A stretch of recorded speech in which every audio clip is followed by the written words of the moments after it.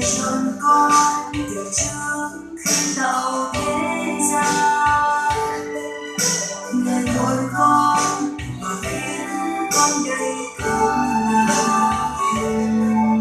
Ngài quan tâm hằng lắng nghe lời của con kêu cầu, và con biết mình sinh ra để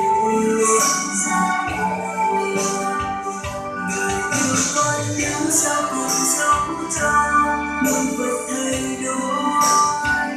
Từng giây từng phút trong đời Chúa luôn yêu con nhau đôi.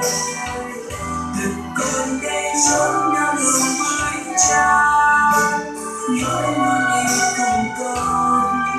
Người luôn gọi con là con dấu yêu. Ngài ban cho con sức mạnh vững bền chân con, bước tới bằng tình yêu chẳng thay rời. Người yêu con đến muôn đời, nhờ Ngài nâng con tới mới. Lòng con xin yêu Chúa mãi, từ nay cho đến trọn đời. Mình luôn theo Chúa khỏi rời. Ngài ban cho con sức mạnh vững bền chân con, bước tới bằng tình yêu chẳng thay rời. Người yêu con đến muôn đời, nhờ Ngài nâng con tới mới. Lòng con xin yêu Chúa mãi, từ nay cho đến trọn đời.